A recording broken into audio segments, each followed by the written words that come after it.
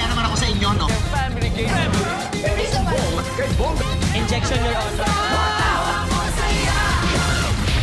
Pilipinas, it's time for Family Feud! Let's meet our teams! Content creator and watch dealer na si Paring Hybe at ang Don Deal Boys!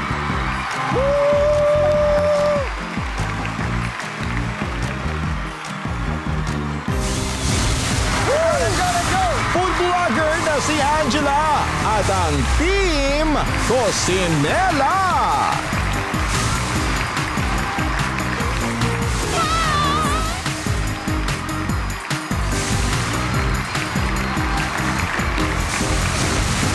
Please welcome our host, ang ating kapuso, Ding Dong Dantes! Angie, Arik Solo.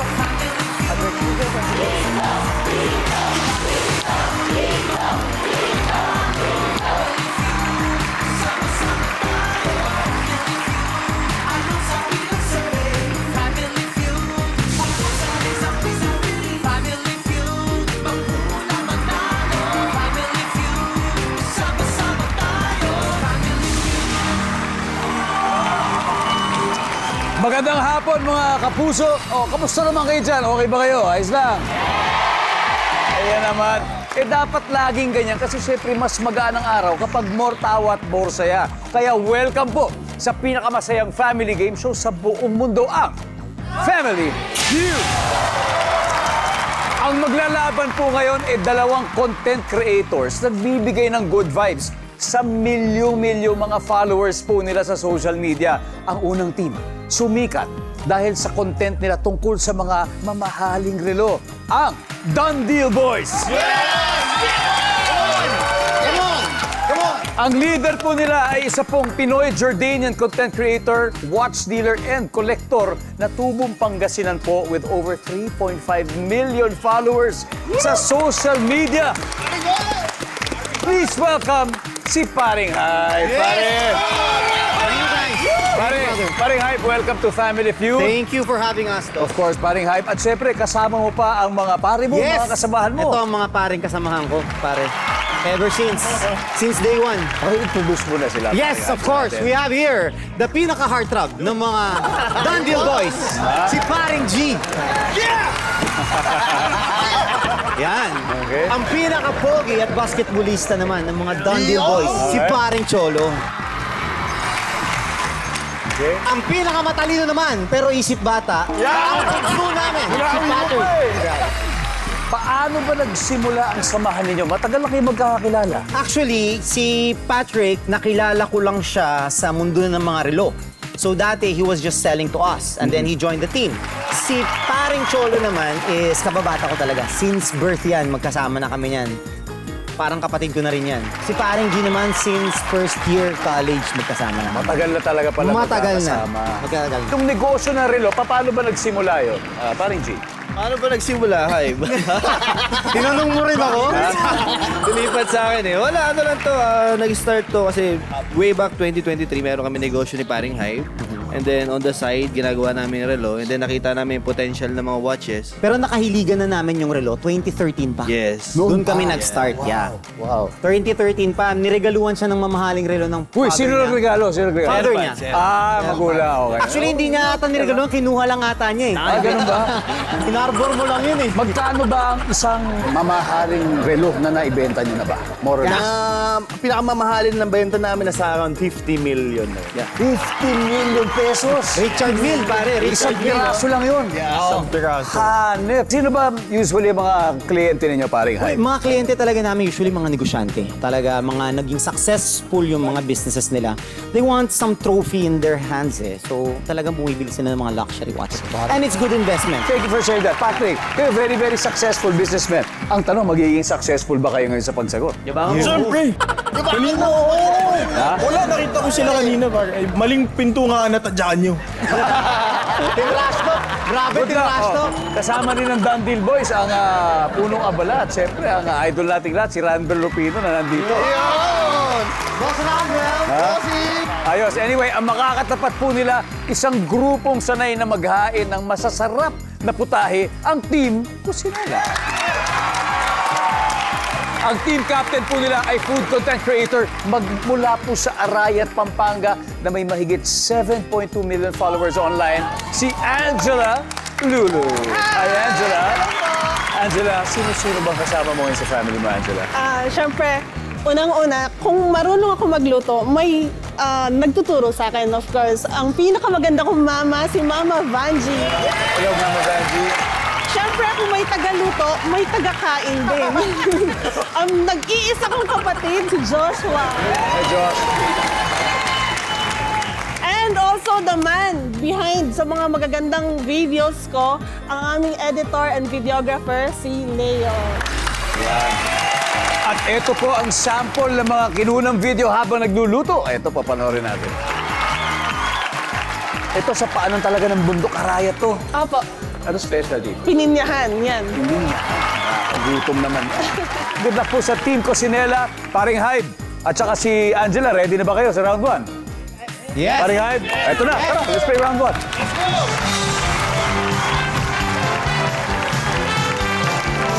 Let's go. Alright. Good luck. Kamay sa mesa. Top 6 answers on the board. Sa first day ng klase, name something na hinahanap ng estudyante. Angela. Papel, Ano, something na hinahanap ng estudyante, papel. Wala ka agad papel. Hindi nagdala. Nandiyan ba ang papel? Oh, wala, paring hype. First day ng klase, something na hinahanap ng estudyante. Lapis or ballpen? Lapis o ballpen? Wala rin dala. Wala rin dala. Nandiyan ba ang lapis o ballpen? Uy, wala rin. Again. Mami, ito sa first day ng klase, something na hinahanap ng estudyante. Nasa school na siya nito bag, Bag. Nandyan ba ang bag? Wala rin. Paring G. Oh, first day sa school. Something na hinahanap ng estudyante. Wala bang mahirap? Baon. Baon. May kumuha rin ng baon niya. Nandyan ba ang baon? Wala rin. Josh. Ano, walang baon? Ito ulit imagine, pagdating mo sa school, sa first day ng klase something na hinahanap ng estudyante. Pwesto, upuan. Upuan. Yan. Saan siya pwesto? Diba? Nandyan ba ang upuan? Wala rin. Oh, si Paring Cholo naman. Sa first day ng klase, something na hinahanap ng estudyante. Siyempre, ang classroom. Yung classroom. Hindi alam kung saan siya papasok. Nandyan ba ang classroom? Very good. Paring Cholo, pass or play? Play. Oh, mag-play sila. Angela, balik muna tayo. Iba yung classroom sa upuan. Patrick, sa first day ng klase, something na hinahanap ng estudyante. Teacher. Si teacher. Nandiyan ba yung teacher? Teacher? Yan. Sa first day ng klase, something na hinahanap ng estudyante, paring hype. Classmate or kaibigan? Naghahanap ng kaibigan. Nandyan ba ang classmates survey? Yan. O, paring G. Sa first day ng klase, something na hinahanap ng Hinahanap estudyante. ng estudyante,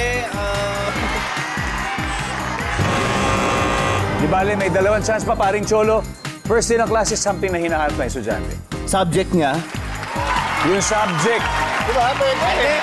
Kasi minsan parang bawat subject, iba yung classroom, di ba? Survey says, Team Kusinela, hadel na kayo. Patrick, sa first day ng klase, something na hinahanap ng estudyante? Libro. Libro. Libro? Nandiyan ba ang libro? Okay. Eto na po. Time to see, Leo. First day ng klase, something na hinahanap ng estudyante? CR. CR. Josh. Kantin. Mami Vanji? Kaibigan. Angela, final answer from you. First day ng class, something na hinahanap ng estudyante. CR. CR. Nandyan ba ang CR?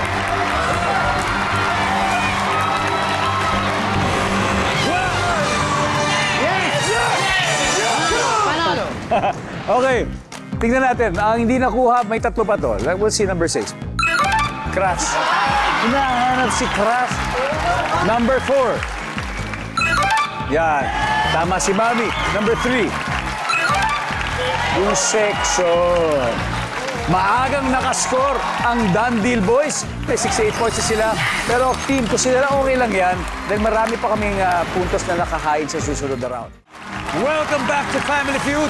Naglalaro po ang dalawang teams of content creators, ang tropa ni Paring Hybe at ang pamilya ni Miss Cusinera. So far po, ang may points pa lang ay ang Dandil Boys. 68 points na po sila.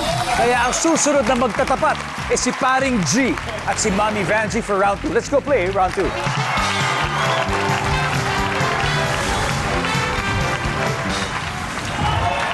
Hindi ko pagbibigyan. Alright, good luck. Kamay sa mesa.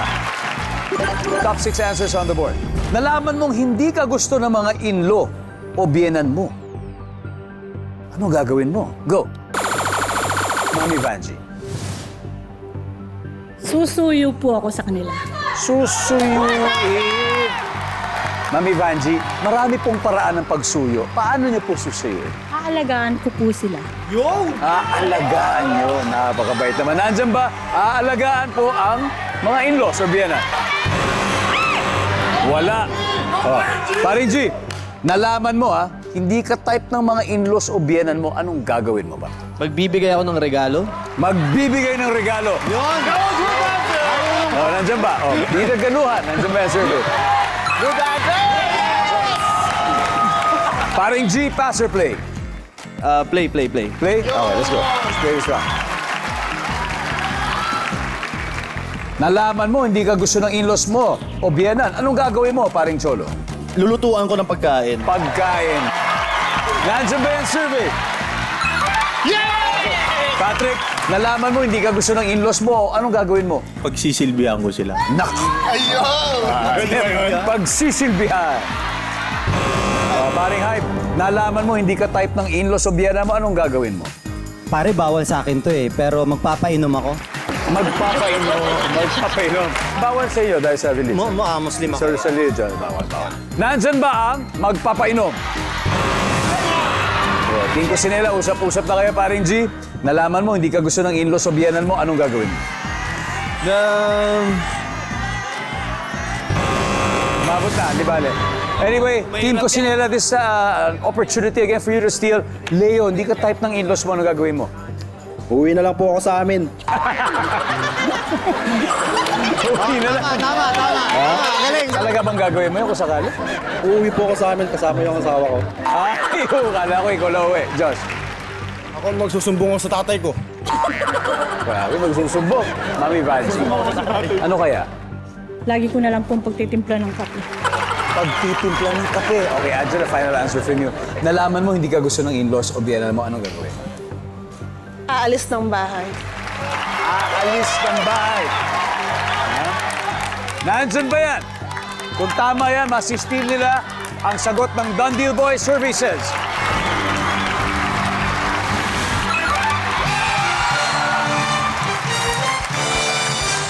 And just like that, dumidikit ng laban, Dandil Boys 68, habang siyempre ang Team Cusinera may 41 points na at may 3 pa sa board na hindi nakukuha. Kaya audience, kayo naman na may chance manalo ng 5,000 pesos.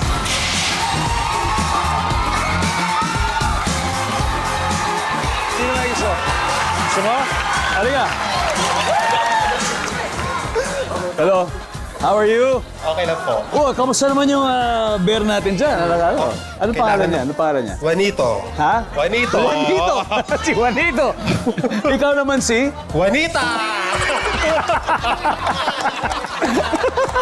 Ang galing! Ang galing mo, Brad. Pwede lang. Cavite. From Cavite, oh. Yes. Nalaman mo, hindi ka gusto ng biyanan mo. Ano gagawin mo? Kukwentuhan ko siya. Chismisan. Talaga? Nandyan ba? Kikwentuhan? Oh, dali. Ilalagay natin kay Juanito yan. Wow. Oh.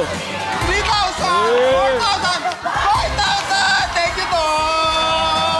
Ay, pumasok! Yun! Thank you! Oh, may dalawa pa. Number 6. What is number 6? Makikipaghiwalay. And finally, the top answer is Wala. Welcome back! More tawa, more saya pa rin po dito sa Family Feud. Kasama po natin ang dalawang teams of social media superstars. Sa ngayon, lamang po ang Dundee Boys. May 68 points sila. Habang ang Team Cusinera may 41 naman. Kaya ang susunod po na maglalaro ay sina Paring Cholo at Josh. Let's play round 3. Let's go, boys. Let's go, let's go!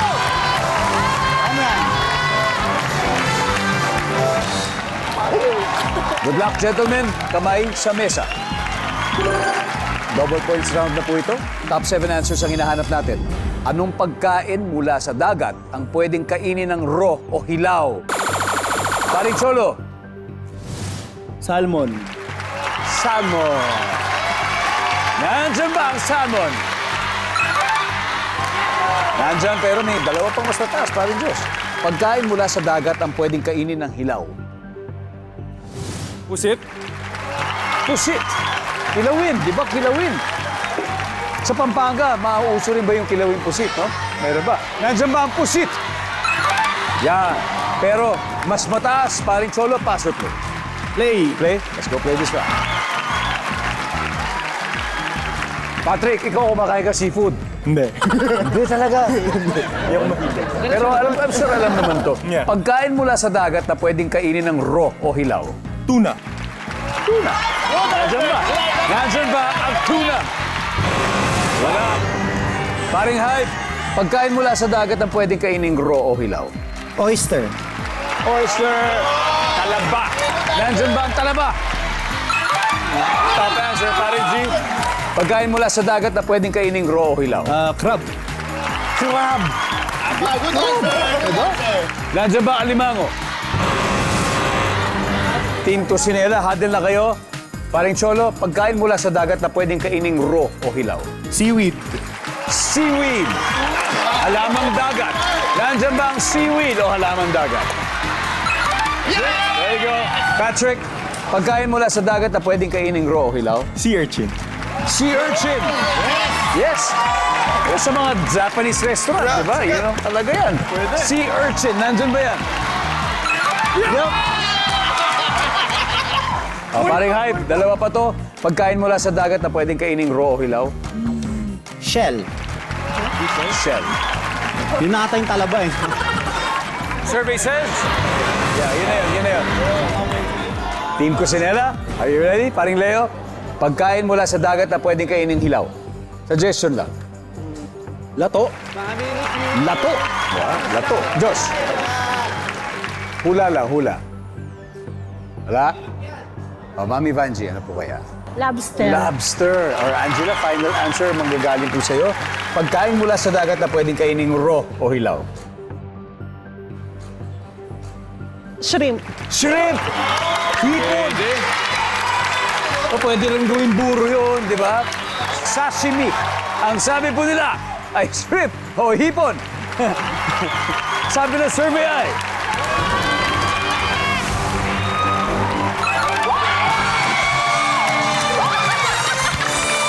Alright, after 3 rounds, nangunguna po ang Team Cusinera, 229 points. Pero nandyan pa rin naman ang Team Dundee Boys, may 68 points sila. Let's see number 7. What is number 7? Sa Japan. Madalas ang kainin. Anyway, do or die round na po sa last head-to-head battle when we return dito lang sa Family Feud. Welcome back to Family Feud.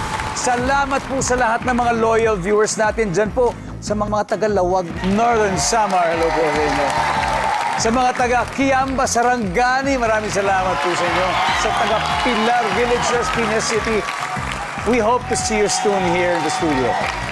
Now, back to the game. Leading ang Team Cusinera, 229 points. Ang Dundee Boys ay naghahabol, 68. Kaya dito sa final round, isang sagot lang, pwedeng mabago ang lahat. Ang huling magtatapat ay si Patrick at si Leo. Let's play the final round.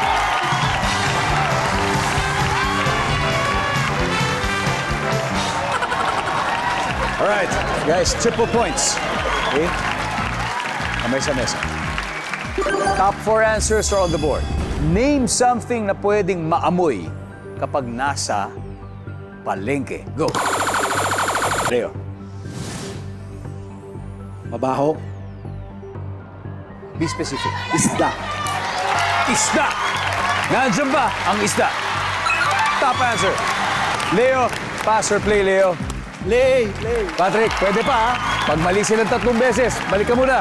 Final round, Angela. Something na pwedeng maamoy kapag nasa palengke, Angela. Bulok na gulay. Bulok na gulay, nandiyan po ba yan? Wala. Mami Vanjie, something po na pwedeng maamoy kapag nasa palengke. Ano kaya to? Sa katayan ng baboy. Sa katayan ng baboy. Ano ba usually po yung amoy ng karne? Medyo malansa po. Para malansa, di ba? Parang ganyan. Nandiyan ba karne? Okay, nandiyan, Josh. Something na pwedeng maamoy kapag nasa palengke. Mabaho, kanan. Kanal. Nandiyan ba ang kanal? Uy!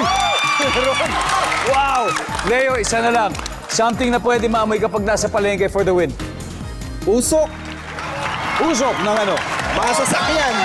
Usok ng sasakyan. Nandiyan po ba ang usok? Wala. Dandil boys, huddle na, huddle. Angela, something na pwedeng maamoy kapag nasa palengke. Lutong ulam. Siyempre, maraming nagluluto doon. Lutong ulam. Eto na kaya. Matatapos na kaya ang ating laro ngayon. Services, lutong ulam. Go. Wala. Eto na guys, may chance kayo. Isang tamang sagot lang, Patrick. Something na pwedeng maamoy kapag nasa palengke. Basura. Paring Solo. Prutas. Prutas. Paring G. Wala, basura din ako eh. Basura din. Paring Hype, something na pwedeng maamoy pag nasa palengke. Pare, I'll go with basura. Ay, basura. Basura. For 100,000 pesos, nandyan ba ang basura?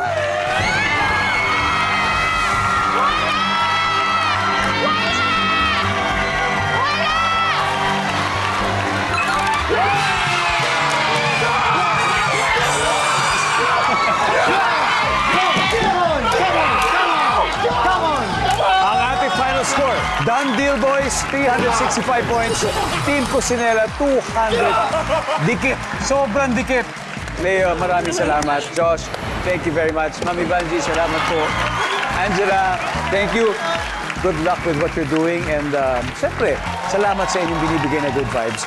May 50,000 pesos pa rin kayo mula sa family. Thank you. Congratulations, Done Deal Boys. Yes! Done deal na? Done Hindi deal pa, ba? hindi Hindi pa. pa ba? Meron pa tayo isa pang round. Sige. Dodoblehin natin. Ngayon may 100,000 na kayo. Dodoblehin pa natin yan. Paring Hype, Yes. 2 players. Sino sa inyo maglalaro sa ating Fast Money? Kukunin ko yung pinaka-cultured at pinaka-masa mag-isip. Paring G. Paring G, kayong dalawa. Yes, kaming dalawa. Paring Hype and Paring G. Nandito na po tayo sa pinaka-exciting part of Family Feud. Kanina nanalo ang Done Deal Boys. 100,000 pesos na ngayon. Target po nila ay makauwi ng total cash prize of 200,000 pesos. And whatever happens, panalo pa rin ng 20,000 ang napiling charity. Paring G, ano napili niyo? GMA Kapuso Foundation. There you go, okay? Now, habang si Paring Hype ay nasa likod, we'll play Fast Money. Bibigay tayo ng 5 questions na kailangan sagutin within 20 seconds. Give me 20 seconds on the clock, please. Good luck. Anong bahagi ng katawan mula leeg pataas ang madaling i-drawing? Go. Mata. Name something na ipinapaamoy mo sa ibang tao. Kilikili. Kung isa kang zombie, saan ka pupunta para mabusog? Para mabusog sa palengke. Sabi ng barangay chairman, kapag ako nanalo, magpapatayo ako ng blank. Kalsada. On a scale of 1 to 10, gaano ka funny ang nanay mo? 10. Paring G, let's go! Tara! Anong bahagi ng katawan mula leeg pataas ang madaling i-drawing? Sabi mo, mata. Ang sabi na survey. Ayos! Something na pinaamoy mo sa ibang tao, kilikili. Ang sabi na survey. At kung isa kang zombie, saan ka pupunta para mabusog? Sabi mo sa palengke. Ang sabi na survey. Alright. Sabi ng barangay chairman, pag ako nanalo, magpapatayo ako ng blank. Kalsada. Para maliit yata budget ng chairman. So wala pa dyan. On a scale of 1 to 10, gaano ka-funny ang nanay mo? Sabi mo 10. Sabi ng survey, nice one. 89 points. Good start, paring G. Good start. Balik na tayo rito. Let's welcome back, paring Hype. Paring Hype. Paring, si paring G ay nakakuha ng 89. So, 111 points ang kailangan para 89. makuha natin ng jackpot. Sige. Kayang-kaya mo yan. Kaya yan. Now, at this point, makikita ng audience ang sagot ni paring G. Okay? Good Sige. luck. Good luck. Give me 25 seconds on the clock, please. Magsisimula lang yung timer matapos ko basahin ang unang tanong. Okay. Anong bahagi ng katawan mula leeg pataas ang madaling i-drawing? Go. Bibig. Name something na pinaaamoy mo sa ibang tao. Pabango ko. Kung isa kang zombie, saan ka pupunta para mabusog? Sa mall. Sabi ng barangay chairman, pag nanalo ako, magpapatayo ako ng... Basketball court. On a scale of 1 to 10, gaano ka-funny ang nanay mo? 9. Let's go, paring Hype! We need 111. Anong bahagi ng katawan mula leeg pataas ang madaling i-drawing? Kanina, mata. Ito naman ay bibig. Ang sabi ng survey dyan ay... Ang top answer, mata. Something na pinapaamoy sa ibang tao. Siyempre, pabango. Diba? Ang sabi ng survey ay... Top answer. Kung isa ka zombie, saan ka pupunta para mabusog? Sabi mo sa mall. Ang sabi ng survey. Yes! Ang top answer ay sa grocery. On a scale of 1 to 10, gaano ka-funny ang nanay mo? Sabi mo ay 9. 9. Nandyan ba ang 9? Okay. Unti na lang. Ang top answer dito ay 8. 9 to go. Sabi ng barangay chairman, pag ako nanalo, magpapatayo ako ng basketball court. Top answer! Top answer! Ang sabi ng survey sa basketball court ay... Let's go!